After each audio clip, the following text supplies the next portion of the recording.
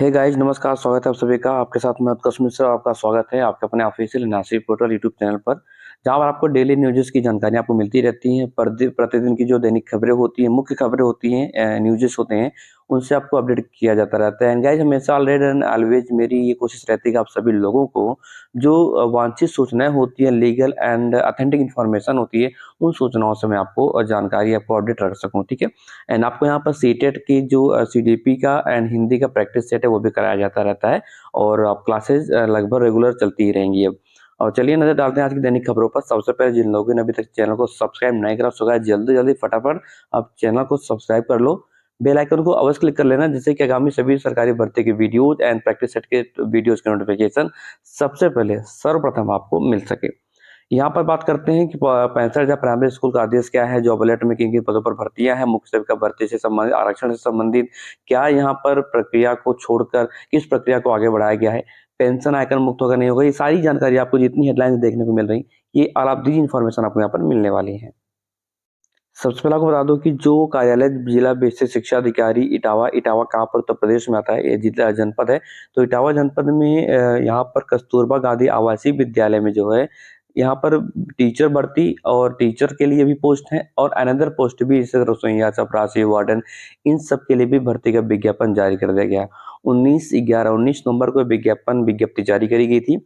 और यहाँ पर देख सकते हैं कि आप सबसे पहले पूर्णकालिक जो शिक्षक, पूर्णकालिक केयर टेकर के भी पोस्ट है, छात्रावास नगर क्षेत्र इटावा में, सभी विषय के लिए। और यहाँ पर क्वालिफिकेशन क्या मांगा है, जिन्होंने बीएड कर रखा है और उसके साथ परास्नातक, परास्नातक का मतलब पोस्ट ग्रेजुएशन जिन्होंने किया है, वो यहाँ पर अप्लाई कर सकते हैं। और यहाँ पर मानदेय जो मिलने का, वो 24,200 रुपये प्रतिमाह आपको मानदेय यहाँ पर मिलेगा। कुल पदों की संख्या 1 है और अनरिजर्व की सीट है। ठीक है। और रिजर्व कैटेगरी की कोई भी सीट नहीं, अनारक्षित वर्ग की सीट है यहाँ पर। और वहीं पर पूर्णकालिक मुख्य रसोइया के भी पोस्ट हैं। और यहाँ पर क्वालिफिकेशन उनके लिए है कि भाई कक्षा 8 जो है पास आउट होने चाहिए कम से कम। और कला में यानी कि पाक कला में निपुण होने चाहिए। सैलरी इनकी 60,590 रुपये पर मंथ होगी। और यहाँ पर कुल पदों की रिक्त पदों की संख्या 1 है।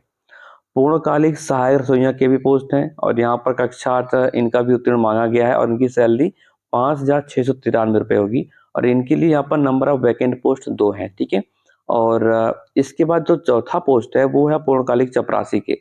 यहाँ पे क्वालिफिकेशन के लिए क्लास 8 क्वालिफाई मांगा गया है। सैलरी इनकी अच्छी खासी है, 6,325 रुपये, एक ही नंबर ऑफ वैकेंट पोस्ट है। और पांचवा है पूर्णकालिक चौकीदार, या पूर्णकालिक यानी परमानेंट होगी। ठीक है। तो यहाँ पर भी कक्षा उत्तीर्ण मांगा गया है, और छात्रावास के लिए है, यानी कि हॉस्टल के लिए। तो इनकी भी सैलरी 6,325 रुपये होगी। इनके लिए भी एक पोस्ट है। अब आवेदन आपको कैसे करना है, क्या क्या करना है, देखिए जो अर्ह शर्त है वो यहाँ पर दिया गया है कि पूर्णकालिक केयरटेकर पद हेतु शैक्षणिक योग्यता किसी भी विषय में स्नातक तथा बीएड होना चाहिए, तभी आप उस पोस्ट के लिए अप्लाई कर सकते हैं। और अभ्यर्थियों की जो न्यूनतम आयु कम से कम 21 वर्ष होनी चाहिए, अधिकतम 45 वर्ष, यानी कि जो फॉर्म अप्लाई कर रहे हैं उनकी उम्र 21 से 45 वर्ष के बिटवीन, यानी कि बीच में होना चाहिए। और 1 जुलाई 2024 के आधार को मानकर आपकी एज की गणना करी जाएगी। ठीक है। एंड कस्तूरबा गांधी आवासीय बालिका विद्यालय में पूर्णकालिक केयरटेकर के पद पर चयन जो है सीधे मेरिट के आधार पर किया जाएगा, यानी कि मेरिट आधार है, कोई इंटरव्यू नहीं है, कोई यहाँ पर आपको रिटन एग्जाम नहीं है, सीधा मेरिट के बेस पर यहाँ पर आपका जो सिलेक्शन है वो किया जाएगा, जो आवासीय विद्यालय पूर्णकालिक केयरटेकर के पद है उन पर। ठीक है। और जो सहायक चपरासी हैं एंड इनके पास जो चौकीदार के पद है, इन पर साक्षात्कार के माध्यम से सिलेक्शन किया जाएगा, यानी कि इनका जो है इंटरव्यू के माध्यम से सिलेक्शन किया जाएगा। और यहाँ पर हालांकि कुछ और भी क्राइटेरिया दिए गए हैं, इनको आप जो आपके काम की चीज मैंने वो आपको बता देनी है। अब यहाँ पर एक ऑप्शन और आपको मिलने को देखने 10वां नंबर 10 पॉइंट्स। अभ्यर्थी अपने आवेदन पत्र जो है दिनांक 30/11/2024 को शाम 5 बजे तक कार्यालय जिला बेसिक शिक्षा अधिकारी मंडल गोदाम, माल गोदाम रोड, इटावा, पिन कोड 206001 की को केवल स्पीड पोस्ट या रजिस्टर्ड डाक से प्रेषित कर सकते हैं। और निर्धारित तिथि और समय के बाद प्राप्त आवेदनों पर कोई विचार नहीं किया जाएगा, यानी कि आपको आवेदन जो ऑफलाइन मोड में अप्लाई करना है। और फॉर्मेट आपको दिखा दूंगा, कौन से फॉर्मेट को आपको फिल करना है, क्या क्या डॉक्यूमेंट्स लगे। हालांकि आपके जो जितने भी शैक्षणिक दस्तावेज हैं, उन सबकी फोटोकॉपी सेल्फ अटेस्टेड लगेगी। ठीक है। और 2 आपकी पासपोर्ट साइज की 6 महीने पुरानी आपकी फोटो का आपको 2 पासपोर्ट साइज की फोटो लगेगी। और यहाँ पर आपको स्पीड पोस्ट करना है। 30 तारीख तक आपका आवेदन शाम 5 बजे के पहले पहले पहुंच जाना चाहिए। किस एड्रेस पर आपको स्पीड पोस्ट करना है, मैं रिपीट कर देता हूँ। जिला बेसिक शिक्षा अधिकारी, माल गोदाम रोड, इटावा। ठीक है। अब यहाँ पर देखिए, और जो आप दस्तावेज फॉर्म फिलअप करेंगे वो बी केयरफुली फिलअप करिएगा, कोई प्रॉब्लम, कोई आपसे त्रुटि ना होने तो आपके आवेदन को निरस्त कर दिया जाएगा। यहाँ पर आपकी पासपोर्ट साइज की फोटो लगेगी। आपका जो बेसिक इन्फॉर्मेशन है यहाँ पर आपको फिल करना है। देखिए, आप तो इतने एजुकेटेड हैं कि आप इसको समझ सकते हैं आसानी से। और उसके बाद यहाँ पर आपका जो एजुकेशनल क्वालिफिकेशन है उसके डिटेल्स आपको यहाँ पर फिल करने हैं। ठीक है। एंड देन आफ्टर, यदि आपके पास एक्सपीरियंस है या कि शिक्षण का अनुभव है तो आपको यहाँ पर डिटेल उसका देना है। संलग्नों का विवरण, आपने क्या क्या अटैच किया, किन किन दस्तावेज डॉक्यूमेंट्स को आपको यहाँ पर उसको डिटेल में देना है। और उसके बाद आपका आपका यहाँ पर सिग्नेचर भी लगेगा, यहाँ पर ध्यान देना। ये जो सेक्शन है यहाँ पर आपका सिग्नेचर लगेगा, आप ध्यान देना। और ये घोषणा पत्र है। तो इस फॉर्म को फिल करके आप इसका प्रिंट आउट लें और फॉर्म को भरकर आप जो है आवेदन कर सकते हैं।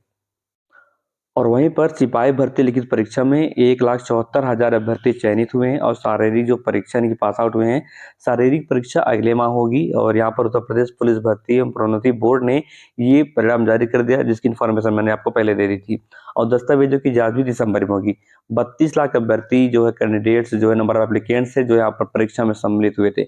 अब यहाँ पर देखिए, जो बोर्ड की ओर से जारी कट ऑफ है, कट ऑफ किसका कितना गया यहाँ पर पूरा डिटेल आपको मिल जाएगा। अनारक्षित का कितना गया, ईडब्ल्यूएस का कितना गया, अन्य पिछड़ा वर्ग, अनुसूचित जाति, अनुसूचित जनजाति। ठीक है।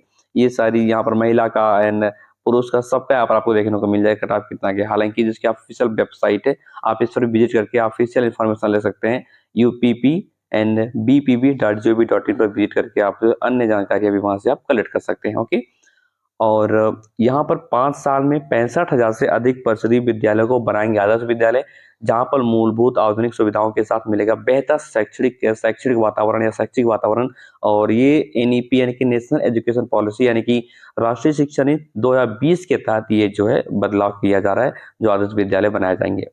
साल भर बैठाकर महिला समेत 4 बने दरोगा, केस दर्ज हो गया। हाईकोर्ट के निर्देश पर पुलिस भर्ती बोर्ड की उच्च स्तरीय समिति ने ये की थी जांच, जहां पर बायोमेट्रिक मिलान में हुआ खुलासा। जब बायोमेट्रिक का मिलान किया गया उसमें ये विसंगतियां यानी कि गड़बड़ियां पाई गई और हुसैनगंज थाने में ये जो है रिपोर्ट दर्ज कराई गई है, थाने में दर्ज कराई गई रिपोर्ट।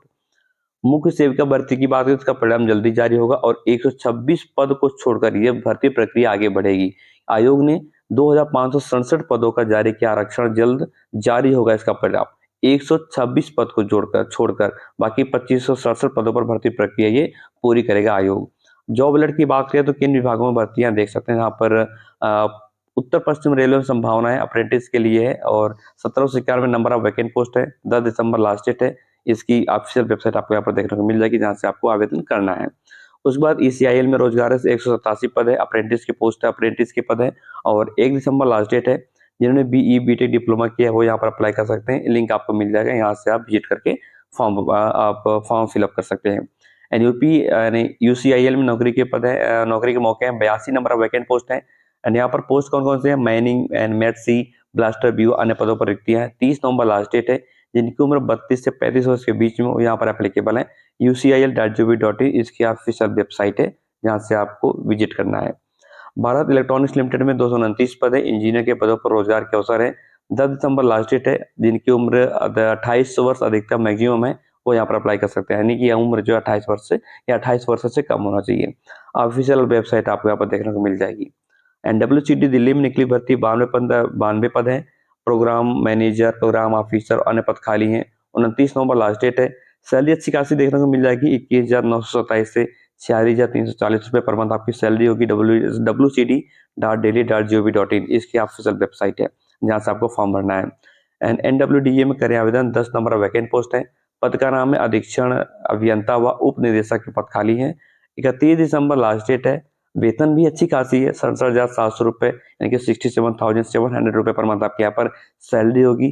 सरकारी नौकरी है। NWDA.gov.in इसकी ऑफिशियल वेबसाइट है। और एक ही वर्ग में वरिष्ठ पदों पर पदोन्नति ले सकेंगे दिव्यांग कर्मी, और इससे संबंधित शासन प्रशासन ने जो है ये जो है आदेश यानी कि जो जियो है गवर्नमेंट ऑर्डर है वो रिलीज कर दिया है, आदेश जारी कर दिया है।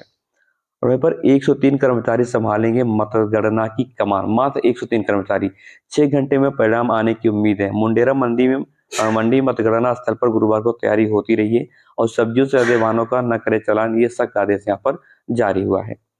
उसके बाद पेंशन को आयकर मुक्त करे सरकार, ये मांग है किसका? पूर्वोत्तर रेलवे पेंशनर्स की एसोसिएशन की, जिन्होंने प्रयागराज के रामबाग की मासिक बैठक को गुरुवार को हुई थी और सिविल लाइंस में इन्होंने लोको कॉलोनी में ये वहां पर बैठक हुई थी और उसमें इनकी मांग है कि जो पेंशन है उसको इनकम टैक्स से मुक्त किया जाए, यानी कि इनकम टैक्स न लिया जाए, उससे आयकर मुक्त करे सरकार। उनकी पूरी पूरी मांग है। ये तो मैंने आपको जानकारी दे दी। वहीं पर 16 साल से कम उम्र के बच्चे नहीं यूज करेंगे सोशल मीडिया, और यहाँ पर ये सही एडवाइजरी, सही रेगुलेटरी यहाँ पर जारी हुआ। ये बहुत अच्छी एक अच्छा डिसीजन कह सकते हैं आप। भारत में जारी कर चुका है एडवाइजरी। भारत पहले ही ये एडवाइजरी रिलीज कर चुका है, इशू कर चुका है। भारत समेत दुनिया भर के कई देशों में सोशल मीडिया के जरिए डीप फेक, डिजिटल अरेस्ट और ऑनलाइन फ्रॉड जैसे कई मामले सामने आते रहे हैं। और पिछले साल दिसंबर में भारत सरकार ने भी सोशल मीडिया प्लेटफॉर्म्स के लिए एडवाइजरी यहाँ पर जारी कर दी थी। अब बच्चों को ठंड लगी तो प्रधानाध्यापक और बीईओ यानी कि जो खंड शिक्षा अधिकारी होते हैं वो होंगे जिम्मेदार। ठंड अब बिल्कुल जिम्मेदार, उनकी जिम्मेदारी उनकी होगी। बच्चों को ठंड लगती है तो पूरी पूरी जिम्मेदारी हेडमास्टर एंड बीईओ की होगी। ये स्पष्ट आदेश यहाँ पर जारी हुआ है। और आज एक यहाँ पर उत्तरमाला रिलीज होगी। आज जारी होगी राष्ट्रीय आय आधारित छात्रवृत्ति परीक्षा की उत्तरमाला, और 10 नवंबर को प्रदेश भर में कराएगी परीक्षा थी ये। राष्ट्रीय आय एवं योग्यता आधारित योजना, जिसे हम NMMS के नाम से जानते हैं। और इसकी परीक्षा जब 2025 की प्रश्न पुस्तिका की उत्तरमाला उत्तर प्रदेश परीक्षा नियामक प्राधिकारी PNP, जो कि BTC पूर्व नाम है, एंड डीएलएड का परीक्षा कराती है, और वो जो है इसके शुक्रवार को जारी की जाएगी। और PNP जो सेक्रेटरी हैं अनिल भूषण चतुर्वेदी ने ये कहा कि अभ्यर्थी शुक्रवार को दोपहर के कुछ पहले से ही, वेबसाइट भी यहाँ पर आपको देखने को मिल जाएगा, वेबसाइट भी यहाँ पर दे दिया गया है। कौन सी? entdata.co.in, जहां से जाकर आप अपना उत्तरमाला आप देख सकते हैं। ओके, तो आज की इन्फॉर्मेशन थी। आपको जानकारी कैसे लगी वीडियो को वीडियो में कमेंट कर जरूर बताना। एंड गाइस, इवनिंग सेशन में आपको सीटेट का प्रैक्टिस सेट आपको देखने को मिल जाएगा, ठीक है। एंड आप लोग प्रैक्टिस सेट करते रहिए और सॉल्व करते रहिए। हालांकि बता दूं को थोड़ा समय भाव हो जाता है, क्योंकि क्लासेस लेने के बाद इतना इतना इनफ टाइम नहीं मिल पाता कि आपको डेली क्लासेस दे पाऊं। हालांकि फिलहाल मेरी कोशिश रहती है कि आप सभी लोगों से तो मैं हमेशा खुद को अपडेट रख सकूं। चलिए दोस्तों, अगले मिलते हैं अगले वीडियो में। तब तक के लिए bye bye and all the best.